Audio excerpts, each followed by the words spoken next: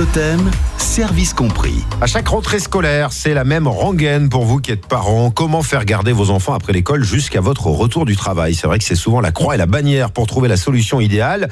Alors on va vous venir en aide en vous apportant tout de suite conseils et solutions.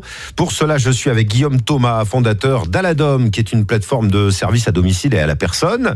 Bonjour Guillaume Thomas. Bonjour David. Pour ne pas céder à la panique, on fait quoi Guillaume? Alors il faut déjà bien clairement identifier ce qu'on recherche, quels sont les horaires, quels sont les besoins, et puis après avec ça on va regarder justement toutes les solutions qui sont à disposition, et puis après voilà, on va contacter les personnes pour essayer de trouver une solution, quoi. Alors, est-ce que plutôt que de choisir une solution de garde, il ne faut pas finalement en combiner plusieurs? Est-ce que ça peut pas être une solution, ça?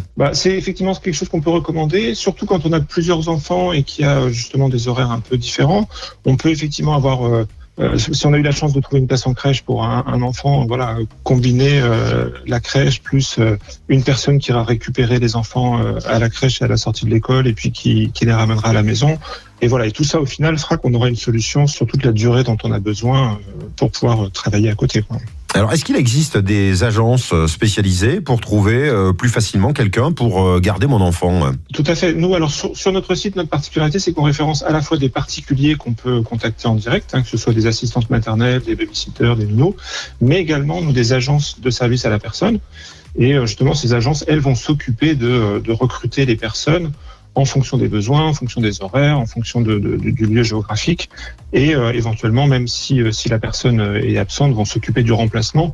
Donc c'est vrai qu'en faisant appel à une agence, on s'affranchit un petit peu de toute la partie compliquée de la recherche, quoi.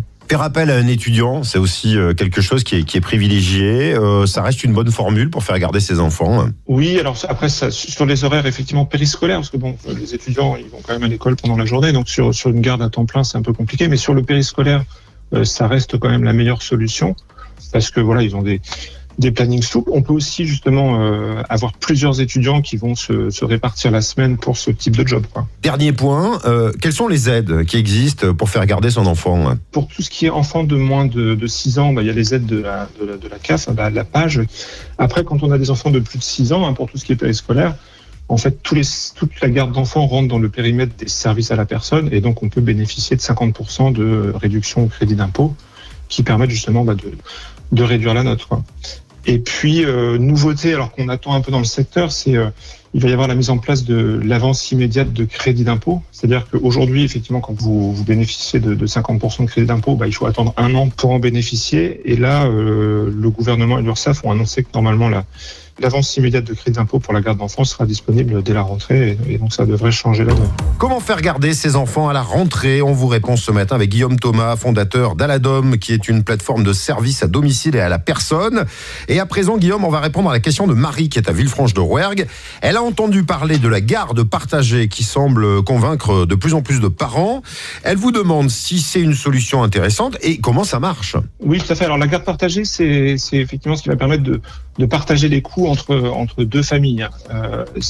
Aujourd'hui, avoir une nounou à domicile à temps plein, ça reste quand même une solution qui est très confortable, parce que elle arrive le matin, l'enfant peut être encore dans son lit et elle s'en occupe. Mais c'est vrai que quand on est tout seul à supporter les coûts d'une journée complète de garde, ça peut faire vite monter la note. Et donc la garde partagée, ça consiste en fait à se regrouper à deux familles, donc idéalement deux familles qui sont assez proches géographiquement, parce que il faudra être un jour chez une famille, un jour chez l'autre.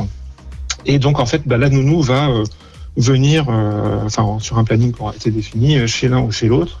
Et au final, la rémunération de la nounou sera portée par les deux familles, et donc ça réduira en fait les coûts pour chacune des familles. Voilà, une solution parmi tant d'autres pour faire garder vos enfants cette rentrée, et pour trouver quelqu'un, on l'a vu avec vous ce matin, votre site, le site d'Aladom. Merci beaucoup Guillaume Thomas, et bonne rentrée.